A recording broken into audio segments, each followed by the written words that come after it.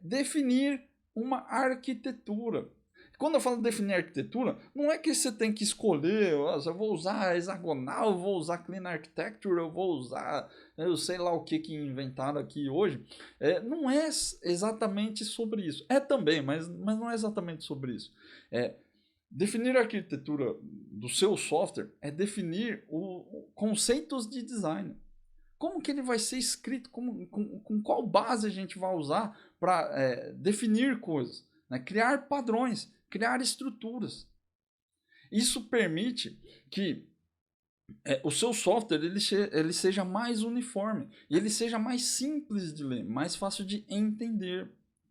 E principalmente quando você define um bom design, o bom design ele te direciona para as coisas corretas. Então, no caso aqui da órbita de Marte, um bom design ele deveria direcionar os devs para a medida unificada.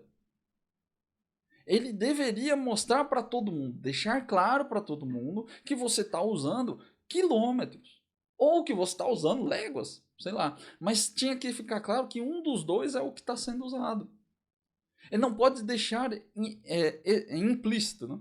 Tem que ser explícito. E como que a gente faz isso? Isso se traduz em classes com bons nomes, campos com bons nomes, métodos com bons nomes. Tem várias outras coisas aqui que mudam, né, em termos de estrutura, mas isso é o básico do básico. E provavelmente só isso resolveria. Então, por exemplo, na nossa classe nave teste aqui, ó, uma coisa super simples de fazer era trocar isso aqui para, em vez de usar distância em quilômetros. Simples assim. Não precisa de nada mega complicado. Você vai alterar 2 campos aqui, ó. 4 campos, né, que você está alterando aqui no seu código. Nem precisava, né? Você pode dar um refactor aqui e vai alterar. É uma coisa extremamente simples que gera um impacto gigante. Agora, eu sei que a distância é em quilômetros. Não tem outro jeito de fazer. É quilômetros. Se isso aqui for léguas, eu estou mandando valor em léguas. Quando eu vejo o nome do campo aqui, eu sei que eu preciso fazer uma conversão para quilômetros, senão vai dar problema. E outra, isso aqui vai me puxar para fazer um teste sobre isso. Pô, mas será que então tudo bem eu fazer o negócio em quilômetros, mas estou recebendo em léguas, então talvez eu tenha que fazer um teste de conversão também. E isso aqui funcionaria. Por que funcionaria para a órbita de Marte? Né? Porque o software que eu não sei como era a estrutura, tá? Como era a comunicação, imagino que não era a internet, né? Mas o software aqui da nave, da base da Terra, ele tem uma interface. E o software da nave ele também tem uma interface. Muito provável que uma interface é um contrato, né? Ele tem ali uma forma de se comunicar. Ele tinha parâmetros para receber e ele tinha um parâmetro para entregar. Aqui na Terra a mesma coisa. Então, essa diferença de nomes, bons nomes de campos, classes, métodos, ela tem que estar explícita no contrato.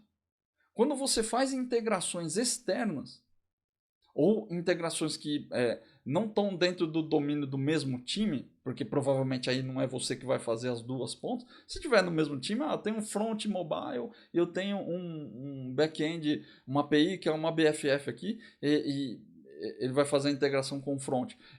Na maioria das vezes você vai fazer os dois se o aplicativo está dentro do seu domínio, ou se a tela está dentro do seu domínio, né? Você vai fazer alteração na tela junto com o da API. Às vezes não tá, às vezes é um time que faz, às vezes é outro time que faz a tela, é outro time que faz a API.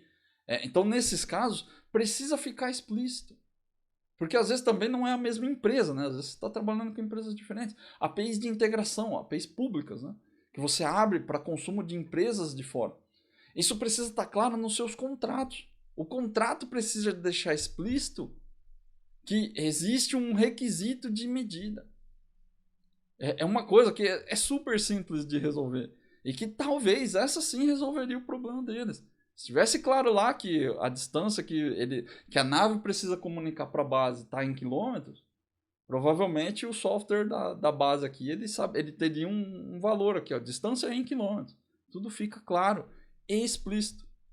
Obviamente isso não substitui a comunicação entre os dois times, mas quanto mais explícito você deixa, menos brecha você gera para ter problemas. Eu acho que esse que é o ponto principal das integrações.